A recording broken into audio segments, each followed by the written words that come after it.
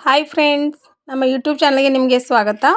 ನಾವು ಇವತ್ತು T E T first paper T E ಟಿಯಲ್ಲಿ ಫಸ್ಟ್ ನಲ್ಲಿ ಕನ್ನಡ ವಿಷಯಕ್ಕೆ ಸಂಬಂಧಿಸಿರ್ತಕ್ಕಂಥ ಉತ್ತರಗಳನ್ನು ನೋಡೋಣ. ನೋಡಿ, ಮಾಸ್ತಿ ವೆಂಕಟೇಶ್ ಅಯ್ಯಂಗಾರ್ ಅವರು ಬರೆದ ಮೊದಲ ಸಣ್ಣ ಕಥೆ. ಸೊ ಇದು ಕಂಪ್ಲೀಟಾಗಿ ಗದ್ಯ ಭಾಗವನ್ನು ಓದ್ಕೊಳ್ಳೋದಿದೆ. ಸೊ ಗದ್ಯ ಭಾಗವನ್ನು ನಾವು ಕಂಪ್ಲೀಟಾಗಿ ಮೊದಲು ಓದಿಕೊಂಡು ನಂತರ ಉತ್ತರಗಳನ್ನು ಮತ್ತೆ ಓದಿಕೊಂಡು ಮತ್ತೆ ಗದ್ಯ ಭಾಗದಲ್ಲಿ ಹುಡ್ಕೋದಕ್ಕೆ ಟೈಮ್ ವೇಸ್ಟ್ ಆಗುತ್ತೆ. ಅದಕ್ಕೋಸ್ಕರ ನಾವೇನು ಮಾಡಬೇಕು, ಮೊದಲು ಪ್ರಶ್ನೆಗಳನ್ನು ಓದ್ತಾ ಹೋಗಬೇಕು. ಪ್ರಶ್ನೆಗಳನ್ನು ಓದಿ ಅಲ್ಲಿರ್ತಕ್ಕಂಥ ಆಪ್ಷನ್ಸ್ಗಳನ್ನು ನೋಡಿಕೊಂಡು ಸ್ವಲ್ಪ ಕ್ಲೂ ಸಿಕ್ಕಿರುತ್ತೆ. ಅದಾದಮೇಲೆ ನಾವು ಗದ್ಯವನ್ನು ಒಂದಾದ ನಂತರ ಒಂದು ಓದ್ಕೋತಾ ಹೋದಾಗ ನಮಗೇನಾಗುತ್ತೆ, ಸಮಯದ ಉಳಿತಾಯ ಆಗುತ್ತೆ. ಹೀಗಾಗಿ ನಾವು ಪ್ರಶ್ನೆಗಳನ್ನು ಓದಿದ ನಂತರ ಗದ್ಯ ಭಾಗವನ್ನು ಓದ್ತಾ ಹೋಗಬೇಕು. ಸೊ ಈಗ ಒಂದೊಂದಾಗಿ ನಾನು ಉತ್ತರಗಳನ್ನು ಎಕ್ಸ್ಪ್ಲೇನ್ ಮಾಡ್ತಾ ಹೋಗ್ತೀನಿ. ಮಾಸ್ತಿ ವೆಂಕಟೇಶ್ ಅಯ್ಯಂಗಾರ್ ಅವರು ಬರೆದ ಮೊದಲ ಸಣ್ಣ ಕಥೆ. ಸೊ ಇದರಲ್ಲಿ ನಾನು ಕೆಲವೊಂದು ಗದ್ಯ ಭಾಗದಲ್ಲಿ ಗುರ್ತು ಮಾಡಿದ್ದೀನಿ. ನೋಡಿ, ಉತ್ತರಗಳನ್ನು ಗುರ್ತು ಮಾಡಿದ್ದೀನಿ. ಸೊ ನೇರವಾಗಿ ಉತ್ತರಕ್ಕೆ ಹೋಗೋಣ, ಯಾಕಂದರೆ ಎಲ್ರಿಗೂ ಆನ್ಸರ್ ಏನಿರುತ್ತೆ ಅಂತ ನೋಡೋದಿರುತ್ತೆ. ಸೊ ರಂಗನ ಮದುವೆ ಇದಕ್ಕೆ ಉತ್ತರ ಆಗುತ್ತೆ. ಮಾಸ್ತಿ ವೆಂಕಟೇಶ್ ಅಯ್ಯಂಗಾರರ ಕಾವ್ಯನಾಮ ಶ್ರೀನಿವಾಸ್ ಆಗುತ್ತೆ. ಮಾಸ್ತಿ ಇವರು ಬರೆದ ಸುಬ್ಬಣ್ಣ ನೀಳಗತೆಯ ಹೊಂದಿರುವ ಕಥಾ ವಿಷಯ. ಸೊ ಇದು ಇಲ್ಲಿ ಸಂಗೀತಗಾರನೊಬ್ಬನ ಜೀವನವನ್ನು ಆಧರಿಸಿರುವ ಸುಬ್ಬಣ್ಣ ಎಂಬ ನೀಳಗತೆ ಪ್ರಪಂಚದ ಅತ್ಯುತ್ತಮ ಕಥೆಗಳ ಸಾಲಿಗೆ ಸೇರುವಂಥದ್ದು. ಸೊ ನಾವು ಈ ಥರ ಪ್ರಶ್ನೆಗಳನ್ನು ಓದಿದ ಮೇಲೆ ಆ ಉತ್ತರಗಳನ್ನು ಆಪ್ಷನ್ಸ್ಗಳನ್ನು ನೋಡಿಕೊಂಡು ನಾವು ಆನ್ಸರ್ ಮಾಡ್ತಾ ಹೋದರೆ ಸ್ವಲ್ಪ ಸಮಯದ ಉಳಿತಾಯ ಆಗ್ಬೋದು. ಮಾಸ್ತಿಯವರು ಬರೆದ ಗುರುದಕ್ಷಿಣೆ ಭಾಷಾಂತರವಾಗಿರುವುದು ತಮಿಳು ಭಾಷೆಗೆ. ಇಲ್ಲಿ ಲಾಸ್ಟ್ ಕೊನೆಯಲ್ಲಿ ಬಂದಿದೆ ನೋಡಿ, ತಮಿಳು ಭಾಷೆಗೆ ಸಣ್ಣ ಕಥೆಗಳು 2ನೇ ಸಂಪುಟ ಗುರುದಕ್ಷಿಣೆ ಎಂಬ ಹೆಸರಿನಲ್ಲಿ ತಮಿಳು ಭಾಷೆಗೆ ಭಾಷಾಂತರವಾಗಿದೆ ಅಂತ ಬಂದಿದೆ. ಸಾರ್ವಜನಿಕರು ಮಾಸ್ತಿಯವರನ್ನು ಸನ್ಮಾನಿಸಿದ್ದು ಅವರಿಗೆ ಈ ಪ್ರಶಸ್ತಿ ದೊರೆತಾಗ. ಸೊ ದೆಹಲಿ ಸಾಹಿತ್ಯ ಅಕಾಡೆಮಿ ಪ್ರಶಸ್ತಿ ದೊರೆತಾಗ. ಮಾಸ್ತಿಯವರು ಕೆಲವು ಸಣ್ಣ ಕಥೆಗಳು ಪ್ರಕಟವಾದ ವರ್ಷ. ಸೊ ಮಾಸ್ತಿಯವರ ಸಣ್ಣ ಕಥೆಗಳು ಪ್ರಕಟ 1920ರಲ್ಲಿ ಕೆಲವು ಸಣ್ಣ ಕಥೆಗಳು ಎಂಬ ಪ್ರಥಮ ಪುಸ್ತಕ ಪ್ರಕಟವಾಯಿತು ಅಂತ ಬಂದಿದೆ ಇಲ್ಲಿ. ಸೊ 1920 ಉತ್ತರ ಆಗುತ್ತೆ. ಮಾಸ್ತಿಯವರಿಗೆ ಈ ಹೇಳಿಕೆ ಅನ್ವಯವಾಗುವುದಿಲ್ಲ. ಸೊ ಅವರಿಗೆ ಚುಟುಕುಗಳ ಬ್ರಹ್ಮ ಅನ್ನೋ ಹೇಳಿಕೆ ಅನ್ವಯ ಆಗುವುದಿಲ್ಲ. ಈ 3 ಕನ್ನಡ ಕಥಾಬ್ರಹ್ಮ, ಸಣ್ಣ ಕಥೆಗಳ ಪಿತಾಮಹ, ಕಥೆಗಾರರ ಅಣ್ಣ. ಸೊ ಇದಿಲ್ಲಿ ಗದ್ಯ ಭಾಗದಲ್ಲಿ ಬಂದಿದೆ. ಕನ್ನಡ ಕಥಾಬ್ರಹ್ಮ, ಸಣ್ಣ ಕಥೆಗಳ ಪಿತಾಮಹ, ಕಥೆಗಾರರ ಅಣ್ಣ. ಸೊ ಈ 3 ಪದಗಳಲ್ಲಿ ಅವರನ್ನು ಸಂಬೋಧಿಸಿದ್ದಾರೆ ಅಂತಂದರೆ ಚುಟುಕುಗಳ ಬ್ರಹ್ಮ ಅಲ್ಲಿ ಬಂದಿಲ್ಲ. ಸೊ ಇಲ್ಲಿ ನಮಗೆ ಪ್ರಶ್ನೆ ಕೇಳ್ತಾ ಇರೋದು ಯಾವುದು ಅನ್ವಯವಾಗೋದಿಲ್ಲ ಅಂತ ಕೇಳಿದ್ದಾರೆ. ಸೊ ಈ 3 ವರ್ಡ್ಸ್ ಬಂದಿವೆ ಅಂದರೆ ಇದು ಬಂದಿಲ್ಲ, ಚುಟುಕುಗಳ ಬ್ರಹ್ಮ ಇಲ್ಲ ಅಂತ, ಅದು ಅನ್ವಯವಾಗೋದಿಲ್ಲ ಅಂತ ನಾವು ಡಿಸಿಷನ್ ತಗೊಂಡು ಆ ಉತ್ತರವನ್ನು ಬರಿಬೋದು. ಸೊ ಅತ್ಯುತ್ತಮ ಇದು ಎಣಸಂಧಿ ಆಗುತ್ತೆ. ನೆಕ್ಸ್ಟ್,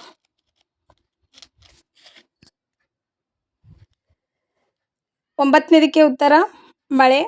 9ನೇ ಪ್ರಶ್ನೆಗೆ ನೆನಪಿನ ಬೆಳೆಯನ್ನು ತೂಗಿರುವುದು ಮಳೆ. ಕವಿ ಹೇಳುವಂತೆ ಮರುಕಳಿಸಿರುವುದು ಆನಂದ. ಮತ್ತೆ ಬಾರಬಾರದೆ ಹಿಗ್ಗೆರೆದ ಹಳಗಾಲ. ಸೊ ಈ ಪದ್ಯ ಉತ್ತರಿಸುವಾಗ ನಾವು ಸ್ವಲ್ಪ ಪದ್ಯಗಳನ್ನು ಒಂದೊಂದು ಪ್ಯಾರಾಗ್ರಾಫ್ ಓದಿಕೊಂಡು ಉತ್ತರವನ್ನು ಹುಡುಕ್ತಾ ಹೋದರೆ ನಮಗೆ ಈಸಿ ಆಗುತ್ತೆ ಉತ್ತರಿಸೋಕ್ಕೆ. ಮಳೆಯು ಮರೆಯಗೊಡದಿರುವುದು ಬಂಧಗಳನ್ನು. ಸೊ ಇಲ್ಲಿದೆ ನೋಡಿ, ಇದು ಸ್ವಲ್ಪ ಕ್ರಿಟಿಕಲ್ ಆಗಿದೆ. ಯಾಕಂದರೆ ನೋಡಿದ ತಕ್ಷಣ ನಮಗನ್ಸೋದು ನೋವನ್ನು, ಈ ಥರ ನಲಿವನ್ನು, ಈ ಥರ ನಗುವನ್ನು, ಈ ಥರ ಅನಿಸುತ್ತೆ. ನೋವನ್ನು ಅಂತ ಅನಿಸುತ್ತೆ ನೋಡಿದ ತಕ್ಷಣ. ಆದರೆ ಇಲ್ಲಿ ಇದು ಬಂದಿದೆ, ಎದೆ ಬಿಗಿದು ಬಂಧಗಳ ಮುಗಿದ ಸಂಬಂಧಗಳ ಮರೆತೆನೆಂದರೂ ಮರೆಯಗೊಡದಿದೆ ಮಳೆ. ಅಂದರೆ ಬಂಧ ಸಂಬಂಧಗಳನ್ನು ಮರೆಯಗೊಡುವುದಿಲ್ಲ ಮಳೆಯು ಅಂತ ನಾವು ಉತ್ತರಿಸ್ಬೋದು. ಮಳೆಯು ಜೀವಾಳವನ್ನು ಕಲಕಿದೆ ಅನ್ನೋ ವರ್ಡ್ ಇಲ್ಲಿ ಬಂದಿದೆ ನೋಡಿ. ಜೀವಾಳವನ್ನೇ ಕಲಕಿದೆ, ಸುಮಧುರ ನೋವಿನಿಂದ ಭಾವ ವೇಗ ಬೆಳೆಸಿದೆ ಮಳೆ. ಸೊ ಉತ್ತರ ಕಲಕಿದೆ ಆಗುತ್ತೆ. ಸುಖ ದುಃಖ ಎನ್ನುವುದು ಈ ಸುಖ ದುಃಖ ಎನ್ನುವುದು ಜೋಡು ನುಡಿ. ಪಯಣ ಇದನ್ನು ನಾನು ಸ್ವಲ್ಪ ಸ್ಟಾರಲ್ಲಿ ಇಟ್ಟಿದ್ದೀನಿ, ಯಾಕಂದರೆ ಪಯಣ ಅನ್ನೋದಕ್ಕೆ ನಾನು ಕೆಲವೊಂದು ಕಡೆ ಪುಸ್ತಕಗಳು ನೋಡಿದಾಗ ಪ್ರಮಾಣ ಅಂತಲೂ ಇದ್ದಿತ್ತು. ಮೇ ಬಿ ಅಲ್ಲಿ ಮಿಸ್ಪ್ರಿಂಟ್ ಆಗಿರ್ಬೋದು ಅಥವಾ ಇಲ್ಲಿ ಮಿಸ್ಪ್ರಿಂಟ್ ಆಗಿರ್ಬೋದು. ಇಲ್ಲಿ ಪ್ರಯಾಣ ಇದೆ, ಪ್ರಮಾಣ, ಪ್ರಯಾಣ. ಸೊ ಹೀಗಾಗಿ ಇದನ್ನು ಸ್ಟಾರಲ್ಲಿ ಇಟ್ಟಿದ್ದೀನಿ. ಆದರೆ ಉತ್ತರ ಪ್ರಯಾಣ ಅಂತಲೇ ನಾವು ಕನ್ಸಿಡರ್ ಮಾಡೋಣ. ಅನುನಾಸಿಕವಲ್ಲದ ಅಕ್ಷರ ತ ಆಗುತ್ತೆ. ಕನ್ನಡ ವರ್ಣಮಾಲೆಯಲ್ಲಿರುವ ಒಟ್ಟು ವ್ಯಂಜನಗಳ ಸಂಖ್ಯೆ: ವರ್ಗೀಯ ವ್ಯಂಜನಗಳು 25, ಅವರ್ಗೀಯ ವ್ಯಂಜನಗಳು 9. ಸೊ 2 ಸೇರಿಸಿದರೆ 34. ಈ ಮೇಲ್ಮಾತು ಪದದಲ್ಲಿರುವ ಸಂಧಿ, ಇದು ಸ್ವಲ್ಪ ನನಗೂ ಕನ್ಫ್ಯೂಷನ್ ಇದೆ. ಇದು ಅನುನಾಸಿಕ ಸಂಧಿನೂ ಆಗುವುದಿಲ್ಲ, ಆದೇಶನೂ ಆಗುವುದಿಲ್ಲ, ಜಸ್ತ್ವ ಸಂಧಿನೂ ಡೌಟಲ್ಲಿದೆ, ಲೋಪ ಸಂಧಿ ಆಗಬಹುದು ಅಂತ ಅನ್ನಿಸ್ತಾ ಇದೆ. ಅದಕ್ಕೆ ನಾನು ಅದನ್ನು ಯಾವುದೂ ಉತ್ತರನ ನಾನು ಹಾಕಿಲ್ಲ. ಸೊ ವೃದ್ಧಿ ಸಂಧಿಗೆ ಉದಾಹರಣೆ ಅಂದರೆ ಐ ಮತ್ತು ಔ, ಆಗಳಿಗೆ ಊಗಳು ಪರವಾಗಿ ಬಂದು ಐ ಔ ಬರುತ್ತವೆ ಅಂತ ಈ ಥರ ವೃದ್ಧಿ ಸಂಧಿಯ ಒಂದು ಅಲ್ಲಿ ಐ ಮತ್ತು ಔ ಅಂತಕ್ಕಂಥದ್ದು ಸಂಧಿ ಕಾರ್ಯ ಮಾಡಿದಾಗ ಬಂದರೆ ಅದಕ್ಕೆ ನಾವು ವೃದ್ಧಿ ಸಂಧಿ ಅಂತ ಕನ್ಸಿಡರ್ ಮಾಡ್ಬೋದು. ಸೊ ಇಲ್ಲಿರ್ತಕ್ಕಂಥ ಆಪ್ಷನ್ಸ್ಗಳನ್ನು ನೋಡಿದಾಗ ಅಷ್ಟೈಶ್ವರ್ಯ ಉತ್ತರ ಆಗುತ್ತೆ. ಶಬರಿಯು ಧ್ಯಾನದಲ್ಲಿ ತೊಡಗಿ ರಾಮನ ದರ್ಶನಕ್ಕೆ ಕಾದಿದ್ದಳು. ಸೊ ಇಲ್ಲಿ ಪ್ರಶ್ನೆ ಕೊಟ್ಟಿದ್ದಾರೆ, ವಾಕ್ಯದಲ್ಲಿ ಷಷ್ಠಿ ವಿಭಕ್ತಿಯ ಪ್ರತ್ಯಯ ಹೊಂದಿರುವ ಪದ ಅಂದರೆ ಷಷ್ಠಿ ಅಂದಾಗ ಬರುತ್ತೆ ವಿಭಕ್ತಿ ಪ್ರತ್ಯಯ. ಸೊ ಅದಕ್ಕೆ ರಾಮನ ಉತ್ತರ ಆಗುತ್ತೆ. ಭಾಷೆಯಲ್ಲಿ ಧ್ವನಿಯನ್ನು ಮಾಪನ ಮಾಡುವ ಘಟಕ, ಇದು ಸ್ವಲ್ಪ ನನಗೂ ಡೌಟ್ ಇದೆ. ಮಾತೃಭಾಷೆಯ ಕಲಿಕೆಯಿಂದ ಅನುಭವದ ವಿಕಾಸವಾಗುತ್ತೆ ಅಂತ ನಾವು ಹೇಳ್ತೇವೆ. ಸೊ ಮಾತೃಭಾಷೆಯ ಕಲಿಕೆಯು ಅನುಭವದ ವಿಕಾಸಕ್ಕೆ ನೆರವಾಗುವುದು. ನೆರವಾಗೋದು ಇದೆ ನೋಡಿ, ನಾವು ಓದ್ಕೊಳ್ಳುವಾಗ ತುಂಬ ಕೇರ್ಫುಲ್ಲಾಗಿ ಓದ್ಕೊಳ್ಬೇಕಾಗುತ್ತೆ. ನನಗೂ ಸ್ವಲ್ಪ ಕನ್ಫ್ಯೂಷನ್ ಆಗಿತ್ತು.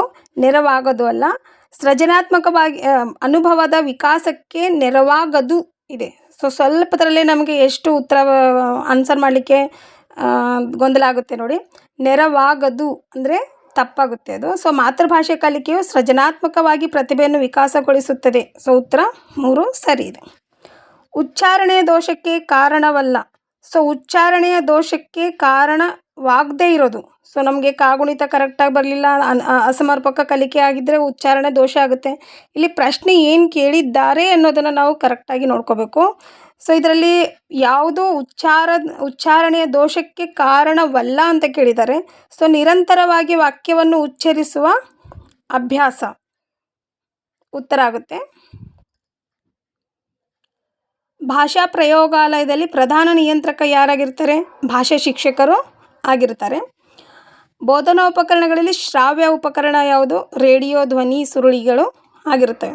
ಉಪನ್ಯಾಸ ವಿಧಾನ ಉದ್ದೇಶಗಳಿಗೆ ಸಂಬಂಧಿಸಿದಂತೆ ಸೂಕ್ತವಲ್ಲದ ಹೇಳಿಕೆ ಅಂದರೆ ಇಲ್ಲಿ ಉತ್ತಮ ಸಂವಹನ ಕೌಶಲ್ಯ ಒದಗಿಸುವುದು ಅಂತ ಕೊಟ್ಟಿದ್ದಾರೆ. ಸೊ ಉತ್ತಮ ಸಂವಹನ ಕೌಶಲ್ಯ, ಸಂವಹನ ಅಂದರೆ ಏನು? ಪರಸ್ಪರವಾಗಿ ಚರ್ಚೆ ಮಾಡುವುದು. ಸೊ ಇಲ್ಲಿ ಉಪನ್ಯಾಸ ಅನ್ನೋದು ಏಕಾಭಿಮುಖವಾಗಿರುತ್ತೆ. ಅಂದರೆ ಒಬ್ಬರು ಉಪನ್ಯಾಸಕರು ಉಪನ್ಯಾಸಕ ಮಾಡ್ತಾ ಇರ್ತಾರೆ, ಸೊ ಮಕ್ಕಳೆಲ್ಲ ಅದರಲ್ಲಿ ಇನ್ವಾಲ್ವ್ ಆಗಿರ್ತಾರೆ ಅನ್ನೋದಿಲ್ಲ. ಹಾಗಾಗಿ ಅಲ್ಲೇನಾಗುತ್ತೆ, ನಾವು ಇದನ್ನು ಉತ್ತರವಾಗಿ ತೊಗೊಳ್ಬೋದು. ಉತ್ತಮ ಸಂವಹನ ಕೌಶಲ್ಯಲ್ಲಿ ಬೆಳೆಯುವುದಿಲ್ಲ ಅಂತ ನಾನು ಅಂದ್ಕೊಂಡಿದ್ದೀನಿ. ಸೊ ಹಾಗಾಗಿ ನಾನು ಇದಕ್ಕೆ ಸರಿ ಉತ್ತರ ಹಾಕ್ತೀನಿ. ಸೂಕ್ತವಲ್ಲ ಅಂತ ಕೇಳಿದಾರಲ್ವ, ಸೊ ಅದಕ್ಕೆ ಉತ್ತಮ ಸಂವಹನ ಕೌಶಲ್ಯಲ್ಲಿ ಬೆಳೆಯೋದಿಲ್ಲ ಅಂತ ಇದು ಉತ್ತರವನ್ನು ನಾನು ಹಾಕಿದ್ದೀನಿ. ಲಿಖಿತ ಪರೀಕ್ಷೆಯ ನ್ಯೂನತೆಯಾಗಿದೆ. ಸೊ ಲಿಖಿತ ಪರೀಕ್ಷೆಯಲ್ಲಿ ಲಿಖಿತ ಉತ್ತರಗಳನ್ನು ಮೌಲ್ಯಮಾಪನ ಮಾಡುವುದು ಸರಿ ಇದೆ. ನಕಲು ಮಾಡುವ ಸಾಧ್ಯತೆ ಇದೆ. ಸೊ ಇದು ಸ್ವಲ್ಪ ಆಗ್ಬೋದು, ಅದಕ್ಕೆ ನ್ಯೂನತೆಯಲ್ಲಿ ನಾವು ಇದನ್ನು ಹೇಳ್ಬೋದು. ಇನ್ನು 3ನೇದು ನೋಡಿದ್ರೆ ದೀರ್ಘಕಾಲದವರೆಗೆ ಸಂಗ್ರಹಿಸಲು ಸಾಧ್ಯವಾಗುತ್ತೆ. ಸೊ ಹೌದು, ಅದನ್ನು ಸರಿ ಇದೆ. ಒಂದು ಅಥವಾ ಹೆಚ್ಚಿನ ಉದ್ದೇಶಗಳ ಮೌಲ್ಯಮಾಪನ ಮಾಡಬಹುದು, ಇದನ್ನು ಸರಿ ಇದೆ. ಸೊ ಹಾಗಾಗಿ ನಾವು ನಕಲು ಮಾಡುವ ಸಾಧ್ಯತೆ ಇದೆ ಅಂತಕ್ಕಂಥ ಉತ್ತರವನ್ನು ತಗೊಳ್ಬೋದು. ವಸ್ತುನಿಷ್ಠ ಪರೀಕ್ಷೆಗಳ ವಿಧವಲ್ಲ. ಸೊ ವಸ್ತುನಿಷ್ಠ ಅಂದ್ರೇ ಒಂದು ನೋಡಿದ ತಕ್ಷಣ ನೇರವಾಗಿ ಉತ್ತರಗಳನ್ನು ಕೊಡ್ತಕ್ಕಂಥ ಪ್ರಶ್ನೆಗಳಿಗೆ ನಾವು ವಸ್ತುನಿಷ್ಠ ಪ್ರಶ್ನೆಗಳು ಅಂತ ಕರೀತೇವೆ. ಅದರಲ್ಲಿ ಕಿರು ಉತ್ತರ ನೀಡುವ ಪರೀಕ್ಷೆ, ಹೊಂದಿಸಿ ಬರೆಯುವ ಪರೀಕ್ಷೆ, ಒಂದು ವಾಕ್ಯ ಶಬ್ದದಲ್ಲಿ ಉತ್ತರ ನೀಡುವ ಪರೀಕ್ಷೆ, ಇವೆಲ್ಲ ವಸ್ತುನಿಷ್ಠ ಆಗುತ್ತೆ. ವಿವರಿಸಿ ಬರೆಯುವುದು ವಸ್ತುನಿಷ್ಠವಾಗುವುದಿಲ್ಲ. ಹೀಗಾಗಿ ವಿಧವಲ್ಲ ಅಂತ ಕೇಳಿದ್ದಾರೆ. ಸೊ ವಿವರಿಸಿ ಬರೆಯುವುದು ಅಂತ ನಾನು ಹಾಕಿದ್ದೀನಿ. ಪ್ರತಿಭಾವಂತ ವಿದ್ಯಾರ್ಥಿಯ ಗುಣಲಕ್ಷಣವಲ್ಲ. ನೋಡಿ, ನಾವು ಈ ಪ್ರಶ್ನೆಗಳನ್ನು ನೇರವಾಗಿ ಯಾವ ಗುಣ ಅಂದಾಗ ನಾವು ಆನ್ಸರ್ ಮಾಡ್ಬೋದು, ಆದರೆ ಗುಣವಲ್ಲ ಅಂದಾಗ ಸ್ವಲ್ಪ ಕಷ್ಟ ಆಗುತ್ತೆ. ಹಾಗಾಗಿ ನಾವು ಎಲ್ಲ ಆಪ್ಷನ್ಸ್ಗಳನ್ನು ಓದಿಕೊಂಡು ನಾವು ಉತ್ತರವನ್ನು ಕೊಡಬೇಕಾಗುತ್ತೆ. ಸೊ ಪ್ರತಿಭಾವಂತ ವಿದ್ಯಾರ್ಥಿ ಅಂದರೆ ಆ ವಿದ್ಯಾರ್ಥಿ ವಯಸ್ಸಿಗೆ ಮೀರಿದ ಅವಧಾನ ಇರುತ್ತದೆ, ಸರಿ. ಸಾಧನೆಯ ಹಂಬಲವಿರುತ್ತದೆ. ಪ್ರತಿಭಾವಂತ ವಿದ್ಯಾರ್ಥಿಗೆ ಸಾಧನೆ ಹಂಬಲ ಸದಾ ಇರುತ್ತದೆ. ಇತರರ ಸಾಮಾನ್ಯ ವಿದ್ಯಾರ್ಥಿಗಳಿಗಿಂತ ಅಧಿಕ ತಿಳುವಳಿಕೆ ಇರುತ್ತದೆ. ಸೊ ಈ 3 ಅಂಶಗಳಿದ್ದಾಗಲೇ ಆ ವಿದ್ಯಾರ್ಥಿ ಪ್ರತಿಭಾವಂತ ಅಂತ ನಾವು ಗುರುತಿಸ್ತೀವಿ. ಆದರೆ ಸ್ಮರಣಶಕ್ತಿ ಕಡಿಮೆ ಇರುತ್ತದೆ ಅಂದರೆ ಇದು ನಿಧಾನಗತಿಯಲ್ಲಿ ಕಲಿತಕ್ಕಂಥ ಮಕ್ಕಳ ಒಂದು ಲಕ್ಷಣವಾಗಿರೋದ್ರಿಂದ ನಾನು ಉತ್ತರವನ್ನು ಸ್ಮರಣಶಕ್ತಿ ಕಡಿಮೆ ಇರುತ್ತದೆ ಅನ್ನೋದನ್ನು ಕೊಟ್ಟಿದ್ದೀನಿ. ಯಾಕಂದರೆ ಇಲ್ಲಿ ಅವರು ಗುಣಲಕ್ಷಣವಲ್ಲ ಅಂತ ಕೇಳಿದ್ದಾರೆ.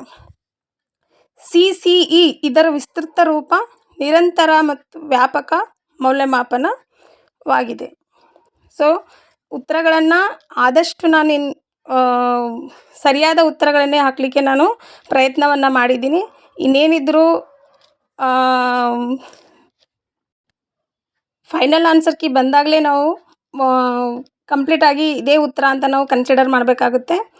ಸೊ ಇಲ್ಲಿವರೆಗೆ ನಮ್ಮ ವಿಡಿಯೋನ ವಾಚ್ ಮಾಡೋದಕ್ಕೆ ಧನ್ಯವಾದಗಳು.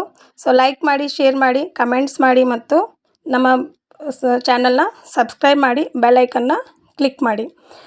ಇನ್ನು ಮುಂದಿನ ವಿಡಿಯೋನ ನಾನು ಗಣಿತ ವಿಷಯ ಅಥವಾ ಇಂಗ್ಲೀಷ್ ವಿಷಯಕ್ಕೆ ಸಂಬಂಧಪಟ್ಟಂತೆ ನಾನು ವಿಡಿಯೋ ಮಾಡಿ ಬಿಡ್ತೀನಿ. ಸೊ ಅದನ್ನು ಕೂಡ ಸಹ ನೋಡಿ. ಧನ್ಯವಾದಗಳು.